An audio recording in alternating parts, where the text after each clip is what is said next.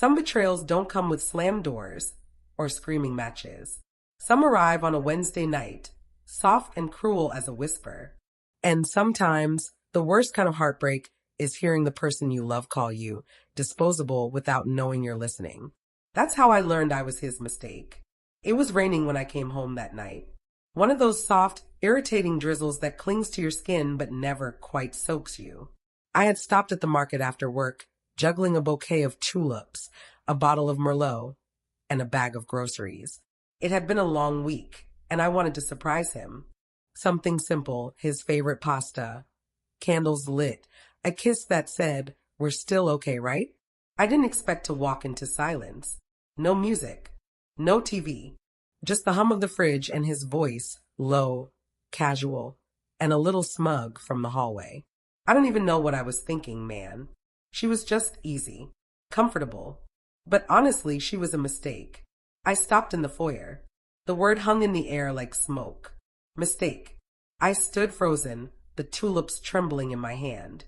The hallway curved just enough that I couldn't see him, but I didn't need to. His voice was so familiar it was carved into my bones. He kept talking. Yeah, I should have ended it ages ago. But I felt bad, you know? She's not bad. Just boring. Predictable. I mean, she wears the same damn cardigan every Monday. A pause. Then laughter. His. I guess I stayed because it was easy. No drama. No demands. But God, I can't do this anymore. I want more. Someone who challenges me. Someone who matters. That's when I realized he wasn't talking to me. He was talking about me. My name is Claire Jennings. I'm 32. I'm an editor for a publishing house. And up until that night, I thought I was building a future with a man named Liam Shaw. 3 years. 3 years of shared breakfasts and whispered dreams. Of holidays with his family. Of holding him through panic attacks and job changes and lost sleep. I had been the rock, the safety net, the constant, and apparently the mistake. The grocery bag hit the floor with a dull thud, and the wine bottle nearly tipped. That small sound was enough. Liam turned the corner, phone still pressed to his ear, until his eyes landed on me. He froze. Panic flickered across his face. Not guilt, not shame, just inconvenience. He lowered the phone. You weren't supposed to hear that, he said. That was it. No backtracking. No desperate apology. Just a lazy, careless shrug, like I had interrupted a conversation about the weather. I stared at him. My mouth was dry. My heart felt like it had slipped out of my chest and shattered on the kitchen tile. You think I'm a mistake? I asked. He had the audacity to sigh. Claire, don't twist this. I was just venting. You're taking it too personally. Too personally? I had built a life around this man. Rearranged my priorities, made space in my future for his ambitions and insecurities. I had believed in him even when he didn't believe in himself. And I was supposed to take being labeled a phase. I didn't scream. I didn't cry. Instead, I picked up the tulips, still wrapped in plastic, and set them on the counter. The stems had bent slightly, like they knew they weren't welcome here anymore. I'm going to bed, I said quietly. You can sleep on the couch. Claire, come on. But I was already walking down the hall. Each step felt like I was peeling off a version of myself I no longer recognized. The woman who overlooked the red flags, who excused the cold distance, who thought love meant waiting for someone to choose you. That night, I lay awake staring at the ceiling, my chest hollow and my mind screaming. I had been so careful, so giving. I thought if I loved him well enough, thoroughly enough, he'd see me. But love isn't a trick mirror. You can't contort yourself into someone else's ideal and expect them to finally see your worth. I was done shrinking, done waiting. I didn't sleep. Instead, I made a list, a plan, a promise to myself. By morning, I would disappear. No tears, no closure, no explanations, because I realized something important that night. When someone calls you their mistake, they give you permission to become their greatest regret. And I intended to do exactly that. Disappearing doesn't mean vanishing into thin air. It means folding yourself out of the life someone else thought they controlled. It means becoming untouchable, Not just physically, but psychologically. It's not revenge at first. It's self-rescue. When the sun rose that morning, I was already gone. No letter. No explanation. No chance for him to twist my goodbye into something convenient for his conscience. I left the key on the kitchen counter next to the wilting tulips. I didn't pack much, just what I needed to reinvent myself. 3 duffel bags, 2 burner phones, a laptop with encrypted software, and a small black notebook labeled insurance. Liam never knew about that notebook. He never bothered to ask what I did outside of work hours, assuming my world revolved around waiting for him to remember I existed. But while he was busy planning his more exciting future, I was cataloging every lie, every encrypted message he thought I'd never see. See, when someone stops paying attention to you, they start getting sloppy. Passwords scrawled on post-it notes. Phone calls taken in the shower, assuming I'd never snoop. And emails. Oh, the emails. Turns out Liam had a second life. Or maybe several. He wasn't just cheating on me emotionally. He was laundering money through a shell investment firm registered in Panama, using stolen information from his former employer. That employer? A Fortune 500 company with lawyers that hunted fraud like wolves scenting blood. The cherry on top? He was having an affair with his boss's wife. Her name was Candace. She was sharp, manipulative, and married to one of the most powerful media executives in New York. Liam liked to say she understood him. I copied everything. Bank statements, transcripts, photos, timestamps. I had gigabytes of evidence stored in a hidden cloud drive, backed up on an external locked by biometric security. If Liam ever tried to twist this and blame me, I would make sure everyone saw what he'd done. I wasn't out for blood. Not yet. But I wanted him to feel uncertainty. I wanted him to wake up and realize the one person who always protected his secrets had vanished with all of them. I changed my name that same day. Claire Jennings became Riley Monroe, a name pulled from a short story I wrote back in college. I updated my ID using a legal loophole and moved 4 cities away. Traded my pencil skirts for combat boots, dyed my hair a violent shade of auburn, and took a job under a pseudonym as a freelance investigator for a digital privacy firm. Funny, isn't it? How easy it is to vanish in a world built on overexposure. I didn't cry. Not once. But Liam did. I watched from afar as the first domino fell. The offshore account? I submitted an anonymous tip to the IRS fraud hotline. Just enough to trigger an audit. Then I sent a folder, anonymous of course, directly to his company's legal department. Included screenshots of messages between him and Candace, some of them bordering on blackmail. That folder was labeled Urgent Compliance Concern. Within 10 days, Liam was suspended pending investigation. It was in the press release. Cold. Clinical. Candace, smart woman that she was, ghosted him the second her husband caught wind of the affair. But I wasn't finished. I mailed the divorce papers to her. Why her? Because I wanted her to feel what it was like to be blindsided by betrayal. I wanted her to read the return address and realize this woman she never saw coming had already dismantled the man she risked everything for. The day she received the envelope, I was across the street in a rented car, sunglasses on, coffee in hand. She opened it on the front step. Her expression? Priceless. Shock first, then confusion, then rage. She looked around like she could sense me watching. She wouldn't recognize me, of course. That version of me, the cardigan-wearing, soft-spoken Claire, was gone. I'd buried her the same night I buried our relationship. By week 3, Liam had lost everything. His job, his reputation, his lover, his money, and he still didn't know who was behind it. But here's the secret. When you disappear the right way, you don't just leave someone's life. You become the ghost in their shadow, the whisper in the silence, the reflection they can't escape no matter where they turn. And Liam? He started looking over his shoulder, started calling old friends, trying to find me, started remembering me. Isn't that ironic? He said I was a mistake he should have ended. But now, I was the one thing he couldn't get rid of. I wasn't hiding out of fear. I was hiding in plain sight, rebuilding, rebranding, and planning the final phase, because taking everything from him wasn't the end. It was only the setup.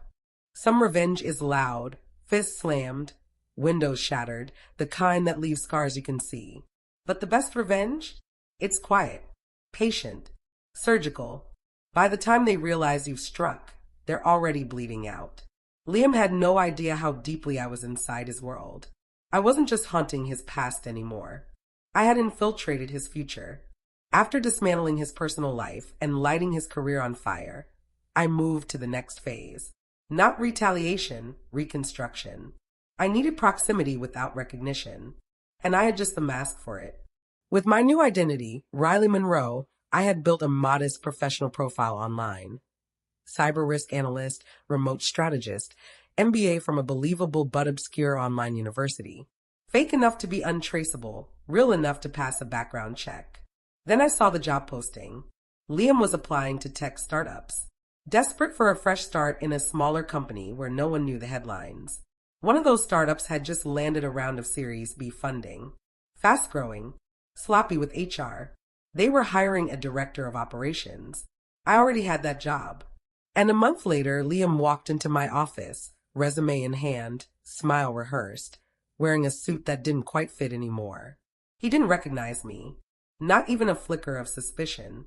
He shook my hand with all the arrogance of a man who believed he was starting over. That's the thing about men like Liam. They only see what they want to see. The old Claire had been invisible to him in the end. So why would Riley be any different? Thanks for taking the time, he said, smiling. I returned the smile. Of course. We're always looking for people with your experience. The interview was performance art. I asked him about team leadership. He fumbled. Asked about his career pause. He blamed a corporate restructure. I could have ended it there. Could have sent the rejection email that night and crossed another name off my list. But that would have been mercy. And Liam didn't deserve mercy. So I hired him as a junior project manager. He looked surprised but grateful. He needed the job. I needed the stage. The game began immediately. I assigned him to obsolete software builds, gave him vague direction, then questioned his results, scheduled meetings and moved them last minute, making him look unprepared. Slowly, subtly, I turned the team against him, not with lies, but with well-placed truths. He seems a bit disorganized, one engineer told me. Do you think he really knows what he's doing? Asked another. It was delicious, but I didn't stop there. I began feeding him projects that mirrored the ones he'd worked on at his last company. Projects that tiptoed dangerously close to the ones he'd illegally funneled data through. Watching him squirm as I casually mentioned compliance protocols in meetings, that was art. And then came the email. A simple slip. I accidentally CC'd our board of directors on a message where Liam misrepresented a security protocol, a relic from his old life. Nothing illegal, but enough to raise eyebrows. He didn't know how to explain it. Couldn't even remember what he'd fabricated anymore. After that, HR scheduled a conversation. He looked smaller every day. Shoulders sagging, eyes darting. He started skipping lunch. Started arriving early and leaving late, trying to stay afloat. I kept him just employed enough to suffer. But still, he didn't see me. Not truly. Until the day I invited him to a private meeting. After hours, just us. The office was dark, lit only by my desk lamp. He sat across from me, tired and wary. He didn't even fake a smile. You wanted to see me, he asked. I studied him for a moment. Liam Shaw, my ex, my mistake. Now reduced to a man teetering at the edge of a life he no longer recognized. I did, I said. And then I took off my glasses, let my hair fall loose, slowly wiped the subtle makeup that had softened the edges of my face. His eyes widened. No, he said softly. No, it can't be. Hi, Liam, I said. Long time no see. He stood up, knocking his chair back. You? How? What the hell is this? This, I said, standing, is what happens when you call someone a mistake and think they'll just disappear. He stumbled back, jaw clenched. You ruined my life. I smiled. I didn't ruin anything. You handed me the match and stood on the gasoline. I reached into my bag and placed a thick file on the table. He hesitated before picking it up. Inside, every transaction, every affair, every screenshot and login credential. Dates, timestamps, even the legal letters now being prepped for federal investigation. You kept all of this, he whispered. I'm a woman, Liam. We remember everything. He slumped into the chair, face pale, breath shallow. You were never a mistake, I said, walking toward the door. You were the blueprint. I left him there, broken in the seat he thought he owned. He had no power left to reclaim, no mask to hide behind, because I had become the version of myself he never believed could exist. Not a mistake, a mastermind. They say revenge leaves you empty. They say it corrodes the soul, leaves you colder than the one who hurt you. But standing in that office, watching Liam's world crash around him, I didn't feel empty. I felt clarity. He didn't speak after I left him there. Not that night. Not the next morning, when he didn't show up for work. HR called me in, asking if I had any insight into his sudden disappearance. I shrugged, keeping my face unreadable. Maybe he finally realized he was in over his head, I said. They nodded solemnly. Agreed. Promised to start processing his exit. But my story with Liam wasn't quite finished. I had one final move left. See, it wasn't enough for him to lose everything professionally. Liam had always built his identity on status, money, charm, the illusion of control. But I knew something deeper, something most people missed. He needed to be admired, respected, envied. So I turned his greatest need into his greatest undoing. 1 week later, an expose went viral. The fall of Liam Shaw, the man behind the mask. A 6-page deep dive into his offshore fraud, his pattern of manipulation, the string of women he'd emotionally discarded, including quotes from anonymous sources that sounded very familiar. I worked with a journalist friend from my former publishing days, someone who owed me a favor and had an appetite for scandal with teeth. We changed names, blurred some details, but the heart of the story, it was all true. Within hours, his LinkedIn was swarmed with hate. His former company issued a public statement. And the final blow, the nonprofit organization where he'd been volunteering to rehabilitate his image released a statement cutting all ties with him due to newly surfaced ethical concerns. He called me. Of course he did. He must have gone through old backups, scraps of our life, trying to find my burner number. I let it ring 5 times before I answered. Claire, he said, his voice hoarse. I didn't say anything. I know it's you. Please, just tell me why. There it was. Not what I'd done. Why? I waited a beat. Then I said, calmly, you called me your mistake. And you said it like you were proud of it. I didn't mean. But you did, I cut in. You said I was boring, predictable, that I didn't matter. You said it without blinking, without remorse. So I became the thing you could never ignore. He went quiet. Then I've lost everything. No, I said. You lost me. Everything else was just a consequence. The line was silent. Then a soft, broken whisper. Are you happy now? I didn't answer that. Because the truth? Happiness wasn't the point. Liberation was. He hung up first. The next day, I walked through a park near my new apartment. The sky was soft with spring, the air thick with the scent of blooming magnolias. I sat on a bench, sipping coffee, and thought about how far I'd come. I had shed the skin he boxed me into. The soft-spoken doormat he called convenient. I had become steel-wrapped in velvet. And I didn't miss him. Not even a little. But I did think about the other women, the ones who were still swallowing their anger, still apologizing for someone else's ego, still waiting for someone to validate their worth. That's when I decided it wasn't over. Not for them.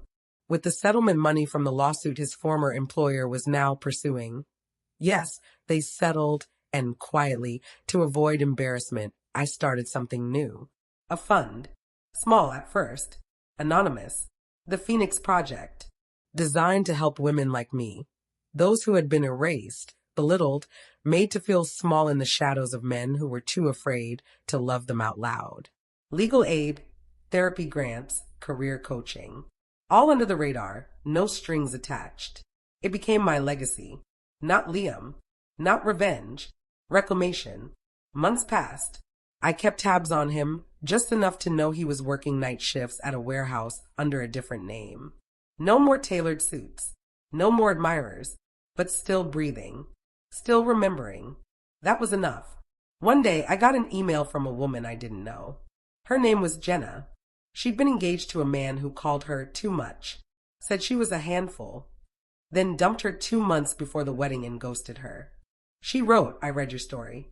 I don't know how you survived it, but because of you, I'm not ashamed anymore. Thank you." I stared at that message for a long time. Then I smiled, because that was it. That was what Liam never understood. You don't get to decide someone's worth just because you can't carry the weight of it. He called me a mistake, but I was never his. I was mine, a masterpiece in the making.